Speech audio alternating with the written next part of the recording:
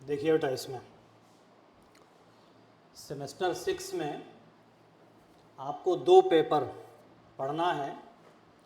इसमें एक पेपर आपको पढ़ना है स्पेक्ट्रोस्कोपी, जिसमें स्पेक्ट्रोस्कोपी में आपको पढ़ना है, सारी स्पेक्ट्रोस्कोपी पढ़नी है। जिसमें आपको पढ़ना है rotational spectroscopy, vibrational spectroscopy, Raman spectroscopy, electronic spectroscopy, और इनके एप्लीकेशंस आपको पढ़ने हैं। जैसे यूवी विजिबल या इलेक्ट्रॉनिक स्पेक्ट्रोस्कोपी है, इसका आपको एप्लीकेशन पढ़ना है ऑर्गेनिक मॉलिक्यूल्स के लिए या ऑर्गेनिक कंपाउंड्स के लिए। इसके साथ आपको पढ़ना है NMR, nuclear magnetic resonance spectroscopy and mass spectroscopy. तो एक पेपर तो आपको पढ़ना है स्पेक्ट्रोस्कोपी का, दूसरा पेपर आपको पढ़ना है इनऑर्गेनिक केमिस्ट्री का। और इनऑर्गेनिक केमिस्ट्री में जैसे आपको पढ़ना है मेटल लिगेंड बॉन्डिंग या उसकी मैग्नेटिक प्रॉपर्टीज़ करना है, जिसमें स्पेक्ट्रोस्कोपिक टर्म्स हैं, जिसमें ग्राउंड स्टेट टर्म आपसे पूछा जाता है। तो इसमें 2 पेपर ये होंगे जिनका मेजर 1 सब्जेक्ट होगा। तो ये दोनों पेपर तो आप सबको पढ़ना है, चाहे केमिस्ट्री आपका इस सेमेस्टर में मेजर 1 हो या मेजर 2 हो। बाकी जिसका मेजर 1 सब्जेक्ट अगर केमिस्ट्री होगा तो उसको एक इलेक्टिव पेपर भी पढ़ना है, और वो उसमें इलेक्टिव पेपर में आपको पॉलीमर केमिस्ट्री पढ़ना है। तो ये 2 पेपर आपको पढ़ने हैं इसमें, एक इनऑर्गेनिक का और एक स्पेक्ट्रोस्कोपी का। तो इसमें हम लोग स्टार्ट करते हैं स्पेक्ट्रोस्कोपी से। तो स्पेक्ट्रोस्कोपी अभी चूंकि ये आपके लिए बिल्कुल न्यू टॉपिक है, स्पेक्ट्रोस्कोपी अभी आपने पढ़ा नहीं है। तो स्पेक्ट्रोस्कोपी को अगर हम डिफाइन करें तो स्पेक्ट्रोस्कोपी है क्या?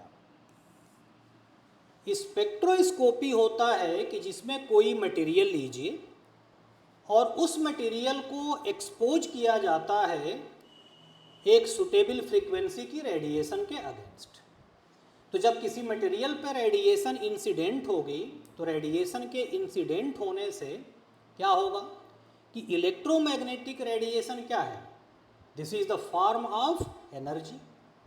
अब 2 तरह की एनर्जी होती है, एक थर्मल एनर्जी जिसमें डायरेक्टली हम हीट सप्लाई करते हैं, और दूसरा होता है रेडिएशन एनर्जी जिसमें इलेक्ट्रोमैग्नेटिक रेडिएशन इंसिडेंट होती है। तो जब इलेक्ट्रोमैग्नेटिक रेडिएशन आप किसी मटेरियल पे इंसिडेंट करेंगे तो किसी इलेक्ट्रोमैग्नेटिक रेडिएशन, और इलेक्ट्रोमैग्नेटिक रेडिएशन है क्या? इलेक्ट्रोमैग्नेटिक रेडिएशन को अगर आप डिफाइन करिए तो electromagnetic radiations are the combination of electric field and magnetic field which are oscillating perpendicular to each other and also perpendicular to the direction of propagation।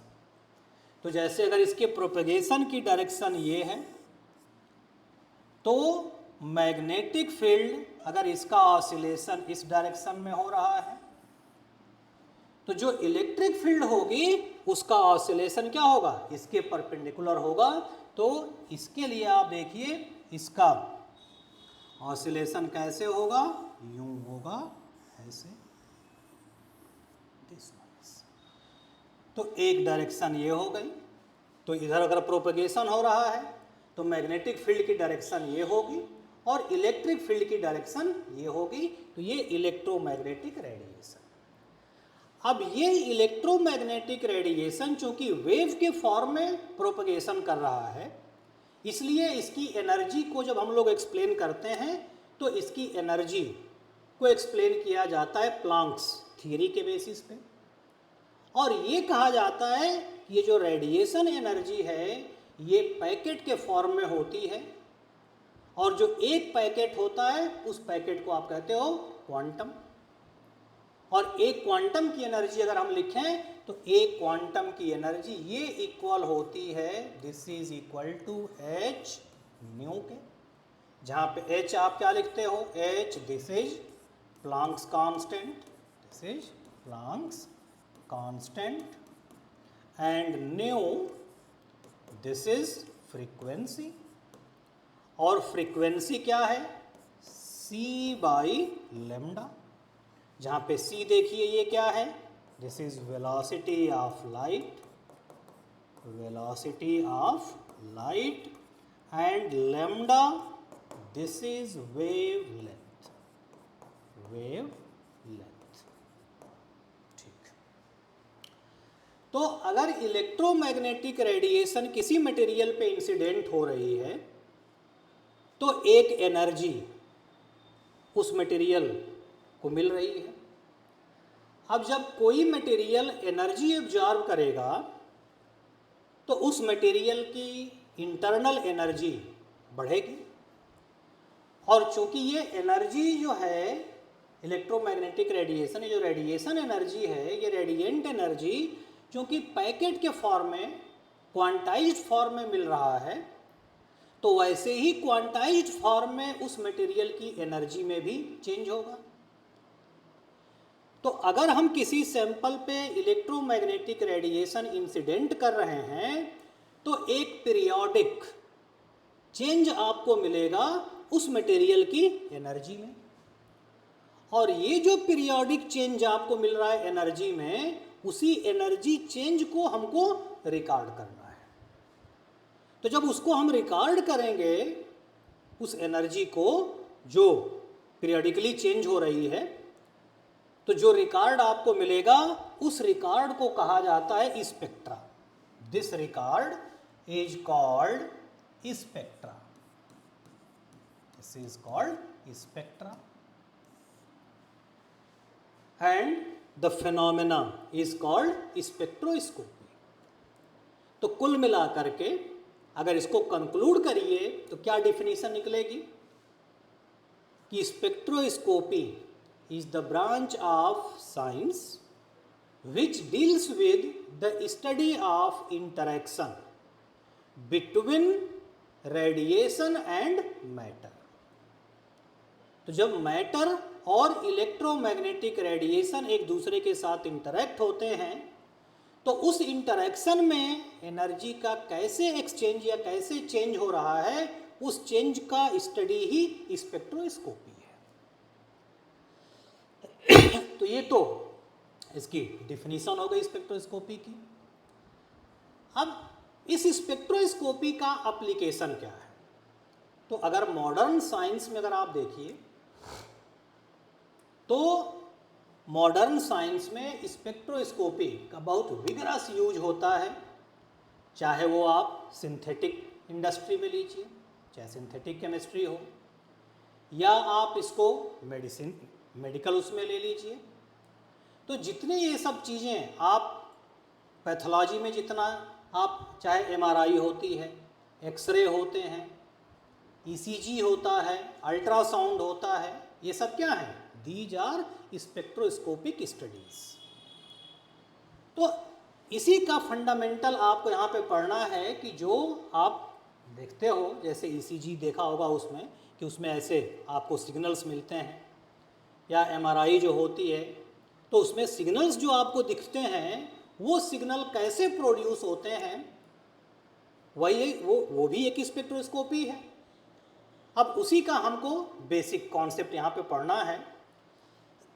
तो spectroscopy में हमने ये कहा कि किसी मटेरियल को या किसी मैटर को जब आप रेडिएशन के अगेंस्ट एक्सपोज करेंगे तो उसकी एनर्जी में पीरियोडिक चेंज होगा, और उस एनर्जी के चेंज को आप रिकॉर्ड कर लीजिए, तो जो रिकॉर्ड मिलेगा वही स्पेक्ट्रा होगा, and the technique is called spectroscopy. अब प्रॉब्लम क्या है यहाँ पे, देखिए बेटा, आपने इलेक्ट्रोमैग्नेटिक रेडिएशन ये ले लिया, आपने कहा कि इलेक्ट्रोमैग्नेटिक रेडिएशन की एनर्जी क्या होगी, एच न्यू, या अगर इस न्यू को हम यहाँ से रिप्लेस करें तो ये क्या हो जाएगा, E, this is equal to H C by lambda. That means कि इस रेडिएशन की एनर्जी डिपेंडेंट होगी किस पे, वेवलेंथ पे, क्योंकि एच प्लांक्स कांस्टेंट है, सी वेलोसिटी ऑफ लाइट है, तो ये दो तो कांस्टेंट ही हो गए। इसकी एनर्जी डिपेंड करेगी किसके ऊपर, वेवलेंथ के ऊपर। अब वेवलेंथ और एनर्जी में रिलेशन क्या है? रेसिप्रोकल। दैट मीन्स जितनी लॉन्गर वेवलेंथ होगी एनर्जी उतनी कम होगी। तो अब जो इलेक्ट्रोमैग्नेटिक रेडिएशंस हैं, इन इलेक्ट्रोमैग्नेटिक रेडिएशंस को इनके वेवलेंथ के बेसिस पे जब हम कैटेगराइज करते हैं तो आपको अलग अलग रीजन मिलते हैं, और जो अलग अलग रीजन मिलते हैं तो ऐसे इसको आप अगर इन इलेक्ट्रोमैग्नेटिक रेडिएशंस को अगर हम कैटेगराइज करें तो यहाँ पे कुछ रेडिएशंस होंगी जिनकी वेवलेंथ क्या होगी? बहुत ज़्यादा होगी, किसी की कम होगी, किसी की और कम होगी, किसी की और कम होगी। तो ऐसे आपको अलग अलग रीजन मिलेंगे। अब ये जो रीजन मिल रहा है, ये जो एक अरेंजमेंट हो गया इलेक्ट्रोमैग्नेटिक रेडिएशंस का on the basis of wavelength और फ्रीक्वेंसी, इसको कहा जाता है spectrum. This is called spectrum. अब इस स्पेक्ट्रम में अलग अलग रीजन होता है, जैसे इसमें रीजन होता है माइक्रोवेव। अब माइक्रोवेव रीजन क्या है? माइक्रोवेव रीजन होता है जिसमें रेडिएशन की वेवलेंथ बहुत बड़ी होती है, और जितनी ज़्यादा वेवलेंथ होगी उसकी एनर्जी क्या होगी? उतनी कम होगी। तो ये एक रीजन हो गया जिसकी वेवलेंथ क्या होगी? बहुत ज़्यादा होगी। फिर इसके बाद आप देखिए, इसके बाद आता है IR रीजन, या इसको आप कहते हो इंफ्रारेड। तो इंफ्रारेड रीजन जो होगा इसकी वेवलेंथ क्या होगी? इससे कम होगी, इससे शॉर्टर होगी, तो इसकी एनर्जी क्या होगी? ज़्यादा होगी। इसके बाद जैसे आप देखिए यहाँ पे आता है अल्ट्रावायलेट एंड विजिबल। तो ये अलग अलग रीजन हो गए, और ये अलग अलग रीजन रिप्रेजेंट करते हैं इलेक्ट्रोमैग्नेटिक रेडिएशन की एनर्जी को। तो अब किसी मटेरियल पे जब हम रेडिएशन इंसिडेंट करेंगे तो कितनी एनर्जी उस मटेरियल के मॉलिक्यूल्स एब्जॉर्ब करेंगे, ये डिपेंड करेगा उस रेडिएशन के वेवलेंथ पे या उसके फ्रीक्वेंसी पे। अब जैसे अगर वाइट लाइट है तो वाइट लाइट में तो अलग अलग वेवलेंथ की रेडिएशंस होंगी उसमें, लेकिन अगर कोई मोनोक्रोमेटिक रेडिएशन हम लें तो ऐसी कोई रेडिएशन लीजिए जिसमें सिर्फ इसी वेवलेंथ की अगर रेज है तो उसकी एनर्जी फिक्स होगी, या सिर्फ इंफ्रारेड रीजन की जो वेवलेंथ है उसी की रेडिएशन अगर। तो अब ये देखना है हमको कि जैसे कोई मैटर हमने लिया है, उस मैटर को हम एक्सपोज कर रहे हैं रेडिएशन के अगेंस्ट, तो जो रेडिएशन उस पर इंसिडेंट हो रहा है उस रेडिएशन की एनर्जी क्या है, क्योंकि उसी रेडिएंट एनर्जी को मॉलिक्यूल एब्जॉर्ब करेगा, और एब्जॉर्ब करने के बाद उसके इंटरनल एनर्जी में चेंज होगा। तो अब इंटरनल एनर्जी में कैसे चेंज होगा ये आप समझिए। अब अगर किसी मॉलिक्यूल, जैसे कोई मटेरियल हम ले रहे हैं, तो कोई मैटर है क्या? Matter is the combination of molecules, and molecules are combination of atoms. तो बहुत सारे मॉलिक्यूल्स का एक कलेक्शन ही क्या है? मैटर है। तो अगर उस मैटर का या उस मॉलिक्यूल की इंटरनल एनर्जी हम लिखें या उसकी इंटरनल एनर्जी डिफाइन करें, तो इंटरनल एनर्जी क्या होती है? इंटरनल एनर्जी का क्या मतलब हुआ कि the energy, amount of energy stored in a material due to its chemical nature. अब बेटा जैसे मान लीजिए कि कोई मॉलिक्यूल हम लें, कोई पॉलीएटॉमिक मॉलिक्यूल ले लें, और उस पॉलीएटॉमिक मॉलिक्यूल में कितने टाइप की एनर्जी हो सकती हैं, ये डिपेंड करेगा उसके इंटरनल स्ट्रक्चर पे। तो जैसे अगर कोई पॉलीएटॉमिक मॉलिक्यूल हम ले रहे हैं तो उस पॉलीएटॉमिक मॉलिक्यूल में क्या होगा कि बहुत सारे एटम हैं जो एक दूसरे के साथ अटैच्ड हैं।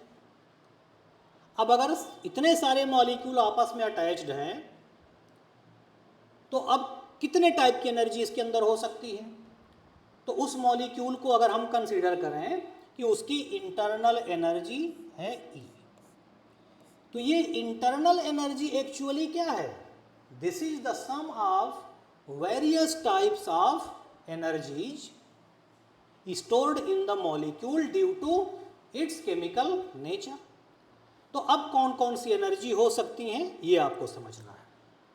तो जैसे कोई पॉलीएटॉमिक मॉलिक्यूल है तो वो मूव कर सकता है, उसका मूवमेंट हो सकता है, और पूरा मॉलिक्यूल होल बॉडी ये मूव कर सकती है किसी भी कोऑर्डिनेट के अगेंस्ट, एक्स एक्सिस के लॉन्ग, वाई एक्सिस के लॉन्ग, जेड एक्सिस के लॉन्ग। और ये जो मूवमेंट होगा, इस मूवमेंट की वजह से उस मॉलिक्यूल के अंदर जो एनर्जी होगी इसको कहा जाता है ट्रांसलेशनल एनर्जी। तो एक एनर्जी कौन सी हो जाएगी इसमें? Translational energy. This is translational energy. दूसरा, मॉलिक्यूल का डेफिनिट डायमेंशन है। तो जब डेफिनिट डायमेंशन है तो उसकी सेंटर ऑफ ग्रेविटी भी होगी, और उस सेंटर ऑफ ग्रेविटी के अगेंस्ट वो रोटेशन कर सकता है। और जब मॉलिक्यूल रोटेशन करेगा तो इसकी वजह से उसके अंदर कुछ एनर्जी स्टोर होगी। This is called rotational energy. तो दूसरी एनर्जी क्या होगी इसकी? रोटेशनल। ठीक। अब पॉलीएटॉमिक मॉलिक्यूल है, इतने सारे एटम एक दूसरे के साथ अटैच्ड हैं। तो हम ये कंसीडर करें कि इस मॉलिक्यूल में जो एटम एक दूसरे के साथ अटैच्ड हैं, वो इस बॉन्ड को अगर हम कंसीडर करें कि ये बॉन्ड क्या है? एक मासलेस स्प्रिंग की तरह से है। तो ये बॉन्डेड एटम एक दूसरे के रिस्पेक्ट में वाइब्रेशनल मोशन भी करेंगे, और इस वाइब्रेशनल मोशन की वजह से इसमें कुछ एनर्जी स्टोर होगी। इस एनर्जी को हम क्या कहेंगे? वाइब्रेशनल एनर्जी, ई वाइब्रेशनल।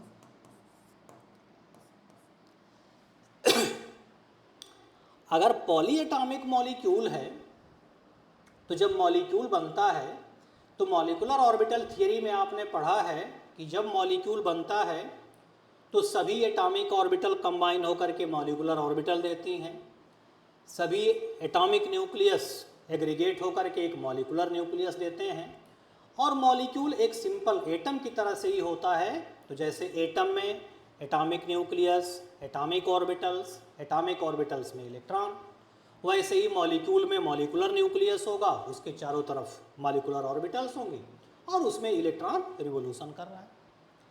तो ये जो इलेक्ट्रॉन डिफरेंट मॉलिक्यूलर ऑर्बिटल्स में रिवोल्यूशन कर रहे हैं, इनकी वजह से भी उस मॉलिक्यूल में एनर्जी होगी, और इस एनर्जी को कहा जाएगा इलेक्ट्रॉनिक एनर्जी। तो दूसरी एनर्जी इसमें क्या हो गई? Electronic energy.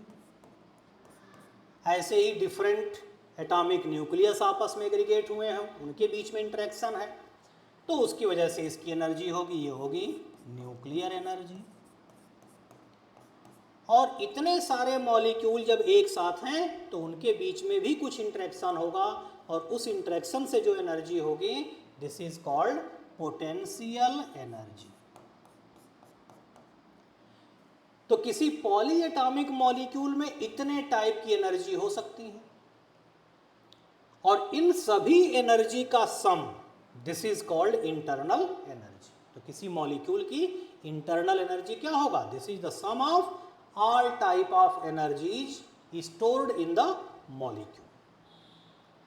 अब इसमें से आप देखिए, जो ट्रांसलेशनल एनर्जी है, ये ट्रांसलेशनल एनर्जी नॉन क्वांटाइज्ड होती है।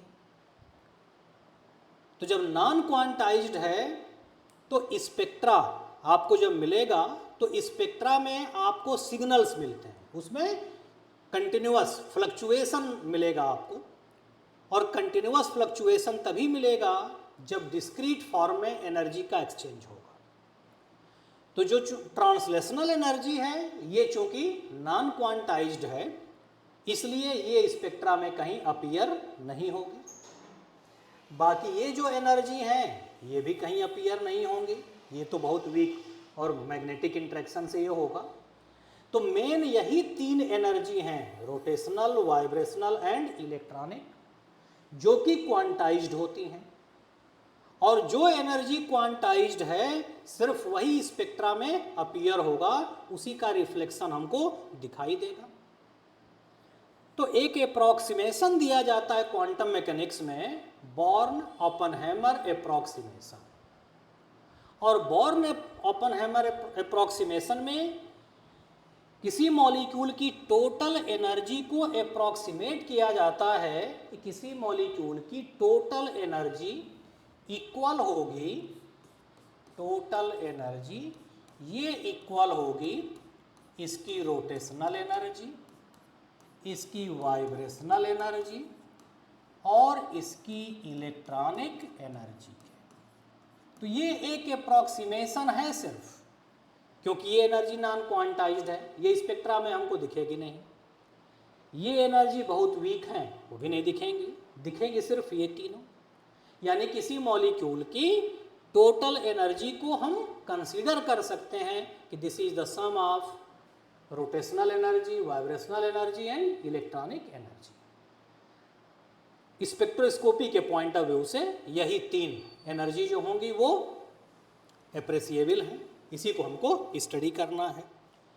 तो इसके बेसिस पे अगर आप देखिए तो ये तीन टाइप की एनर्जी है मॉलिक्यूल की, रोटेशनल, वाइब्रेशनल एंड इलेक्ट्रॉनिक। अब इन तीनों एनर्जी में आप देखो तो इन तीनों एनर्जी में रोटेशनल एनर्जी ये सबसे कम होती है, इससे ज़्यादा होती है वाइब्रेशनल एनर्जी और इससे ज़्यादा होती है इलेक्ट्रॉनिक एनर्जी, इलेक्ट्रॉनिक एनर्जी। ये ऑर्डर है इन इंटरनल एनर्जीज का। तो अब देखिए बेटा इसमें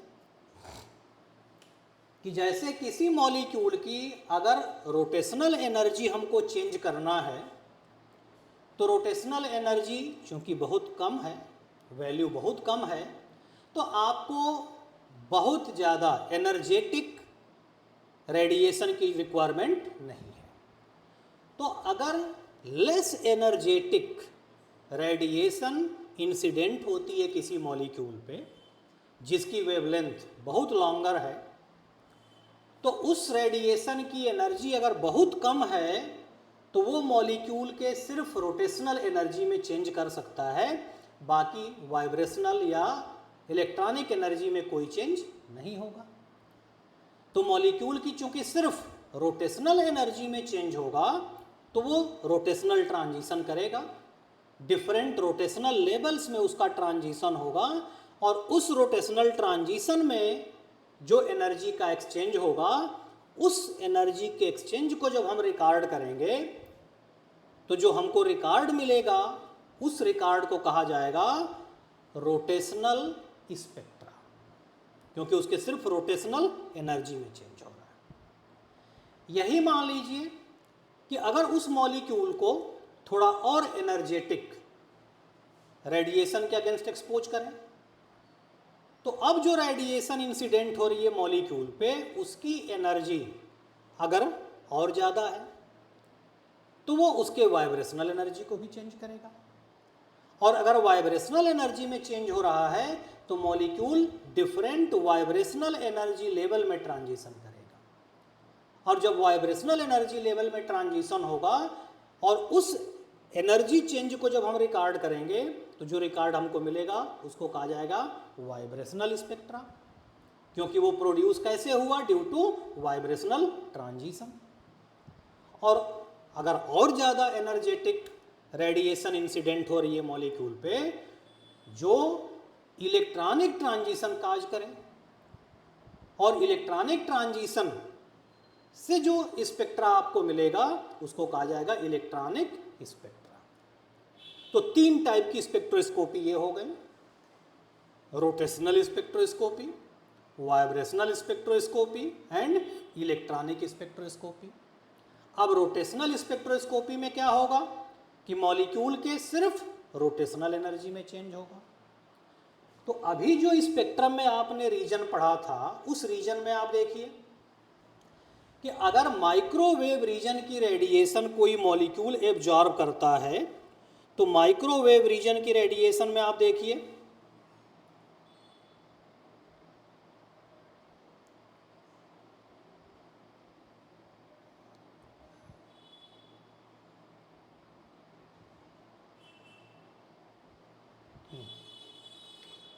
देखिए, माइक्रोवेव रीजन की जो रेडिएशन होती है उसकी वेवलेंथ इतनी लॉन्गर होती है कि वो सिर्फ मॉलिक्यूल की रोटेशनल एनर्जी को चेंज करता है, और रोटेशनल एनर्जी को चेंज करने की वजह से सिर्फ डिफरेंट रोटेशनल लेवल में ट्रांजिशन होता है मॉलिक्यूल का, इसलिए वो जो स्पेक्ट्रा मिलता है उसको हम लोग कहते हैं रोटेशनल स्पेक्ट्रा।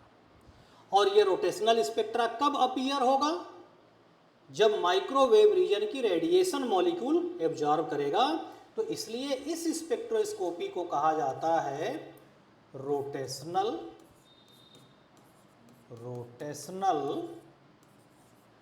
और माइक्रोवेव स्पेक्ट्रोस्कोपी। तो एक ब्रांच हो गई ये। अब यही अगर मान लीजिए कोई मॉलिक्यूल रेडिएशन एब्जॉर्ब कर रहा है इंफ्रारेड रीजन का, तो इंफ्रारेड रीजन की रेडिएशन की एनर्जी इतनी सफिशिएंट होती है कि वो मॉलिक्यूल के वाइब्रेशनल एनर्जी में चेंज करता है। और जब वाइब्रेशनल एनर्जी में चेंज करेगा तो वाइब्रेशनल एनर्जी लेवल्स में ट्रांजिशन होगा मॉलिक्यूल का, और इससे जो स्पेक्ट्रा मिलेगा ये स्पेक्ट्रा होता है वाइब्रेशनल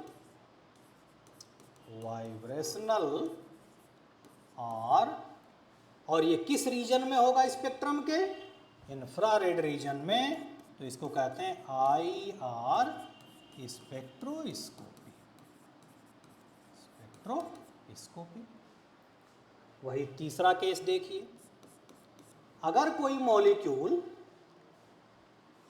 अल्ट्रावायलेट या विजिबल रीजन में, और अल्ट्रावायलेट और विजिबल रीजन की जो वेवलेंथ होती है वो होती है 200 से लेकर के 800 नैनोमीटर, जिसमें से 200 से 400 तक होता है अल्ट्रावायलेट और 400 से 800 होता है विजिबल।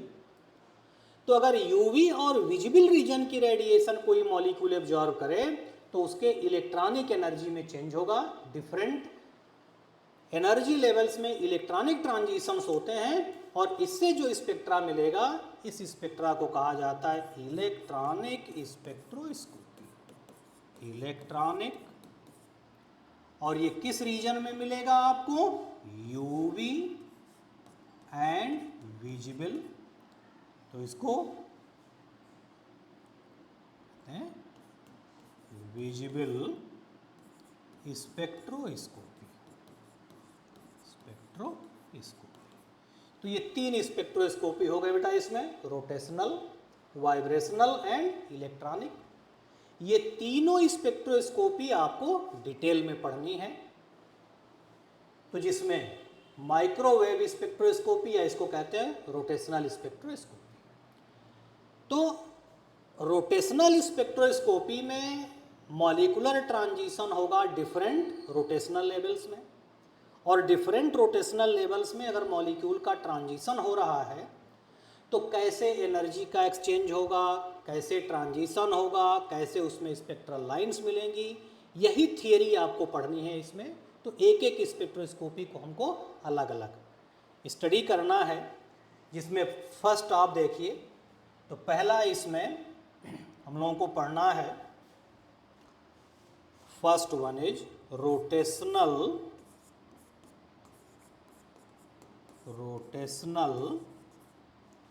और माइक्रोवेव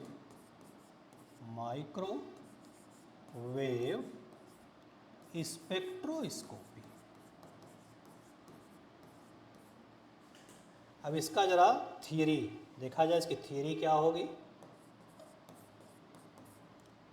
देखिए बेटा, इसमें रोटेशनल स्पेक्ट्रोस्कोपी कैसे अपीयर होगा, कैसे आपको स्पेक्ट्रा दिखाई देगा, ये हमको समझना है। इसको समझने के लिए यहाँ पे अगर हम कंसीडर करें कि जैसे कोई यहाँ पे हम मॉलिक्यूल ले रहे हैं, डाई एटॉमिक मॉलिक्यूल हम ले लें, जिसमें 2 एटम एक दूसरे के साथ एक रिजिड बॉन्ड से अटैच्ड हैं। अब अगर रिजिड बॉन्ड से अटैच्ड हैं, तो जैसे मान लीजिए HCl मॉलिक्यूल ही हम ले लें, तो HCl मॉलिक्यूल अगर हम लेंगे यहाँ पे तो क्या होगा, इसमें जैसे अगर ये मान लीजिए हाइड्रोजन है और ये Cl,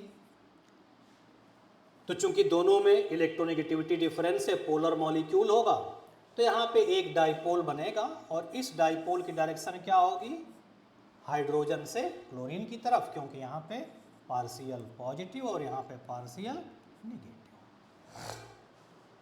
तो ये कोई पोलर मॉलिक्यूल है।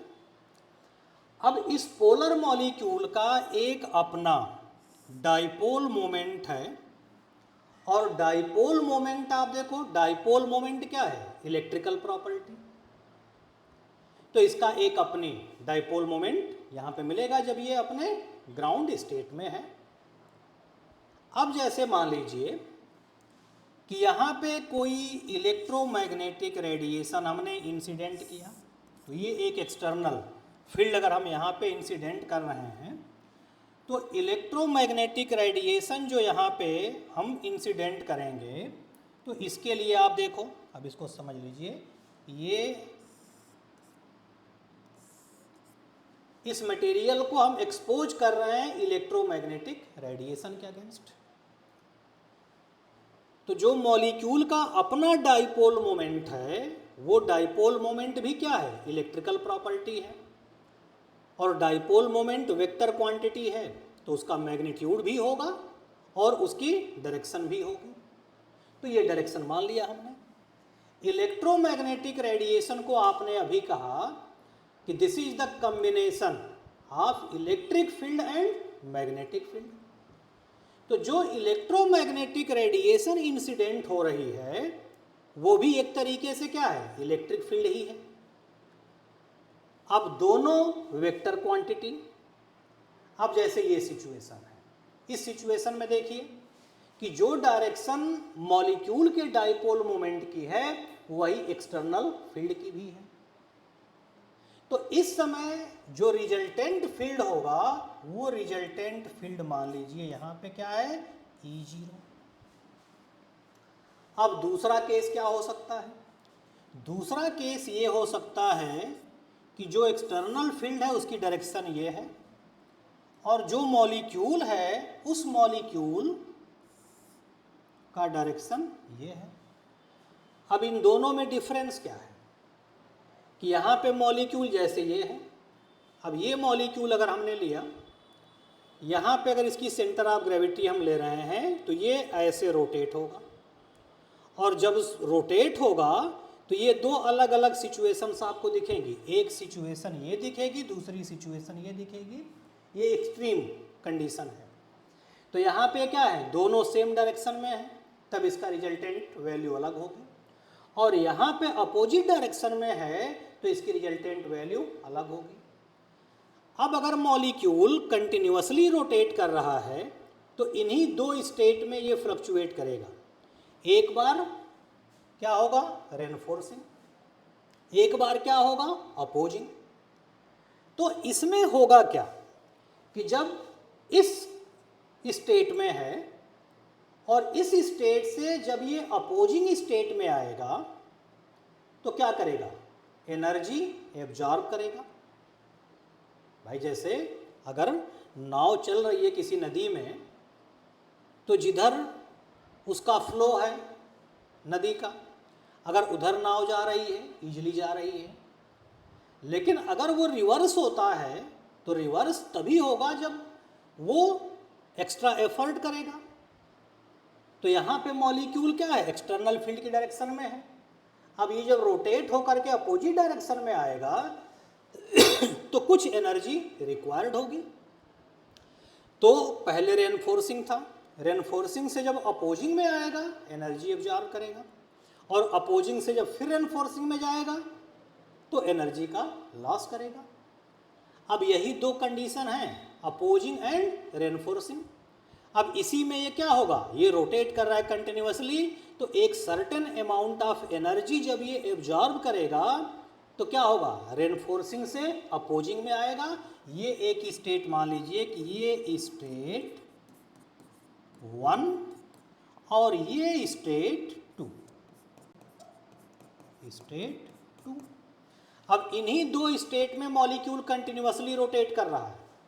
तो एक स्टेट से दूसरे स्टेट में आ रहा है तो एक सर्टेन अमाउंट ऑफ एनर्जी वो एब्जॉर्ब कर रहा है, और फिर उतनी ही एनर्जी जब वो लॉस कर रहा है तो दूसरे स्टेट में जा रहा है। अब इन दो स्टेट में जो कंटिन्यूअस एनर्जी का एक्सचेंज हो रहा है यही है पीरियोडिक फ्लक्चुएशन, और इस पीरियोडिक फ्लक्चुएशन को हम रिकॉर्ड कर लें तो जो स्पेक्ट्रा आपको मिलेगा, जो कर्व आपको मिलेगा, वही होगा रोटेशनल स्पेक्ट्रा। अब देखिए बेटा, इसमें यहां पे हुआ क्या कि जो मॉलिक्यूल हमने लिया उस मॉलिक्यूल का डाइपोल मोमेंट कोइंसाइड हो रहा है एक्सटर्नल फील्ड के साथ। तो कंडीशन याद रखिए कि मॉलिक्यूल रोटेशनल स्पेक्ट्रा तभी देगा जब उसका डाइपोल मोमेंट होगा। तो अगर परमानेंट डाइपोल मोमेंट है मॉलिक्यूल में तभी वो रोटेशनल स्पेक्ट्रा देगा, ये ध्यान रखिएगा, और क्वेश्चन इस पे आपसे पूछा जरूर जाएगा। तो जैसे मान लीजिए कि यहाँ पे हम ले लें HCl मॉलिक्यूल, दूसरा यहाँ पे आप ले लीजिए H2O मॉलिक्यूल, यहाँ पे ले लीजिए NH3 मॉलिक्यूल, यहाँ पे आप ले लीजिए Cl2, यहाँ पे ले लीजिए O2। तो ये जो मॉलिक्यूल हम देख रहे हैं इसमें से आपसे पूछा जाए कि जैसे इतने मॉलिक्यूल दे दिए जाएं और इसमें से आपसे पूछा जाए कि इसमें कौन सा मॉलिक्यूल होगा जो माइक्रोवेव एक्टिव होगा। तो माइक्रोवेव एक्टिव होने का मतलब जो रोटेशनल स्पेक्ट्रा देगा। रोटेशनल स्पेक्ट्रा के लिए कंडीशन क्या है, रिक्वायरमेंट क्या है कि उसका डाइपोल मोमेंट होना चाहिए। तो इसका देखो ये पोलर है, इसका डाइपोल मोमेंट होगा, इसका डाइपोल मोमेंट होगा, इसका डाइपोल मोमेंट होगा। तो जिसका अपना डाइपोल मोमेंट है वो तो माइक्रोवेव स्पेक्ट्रा या रोटेशनल स्पेक्ट्रा देगा, लेकिन इसका डाइपोल मोमेंट क्या है, जीरो, इसका डाइपोल मोमेंट है जीरो। तो जिसका डाइपोल मोमेंट जीरो है यानी जो नॉन पोलर मॉलिक्यूल हैं वो रोटेशनल स्पेक्ट्रा नहीं देंगे। तो रोटेशनल स्पेक्ट्रा के लिए कंडीशन है कि मॉलिक्यूल का अपना परमानेंट, तो molecules having permanent dipole moments are only microwave active and can give rotational spectra. अब इसकी थियरी कैसे एनर्जी लेवल्स बनेंगी, कैसे उसका ट्रांजिशन होगा, ये नेक्स्ट लेक्चर में हम लोग डिस्कस करेंगे। तो आज के लिए इतना ही, that's all and thank you.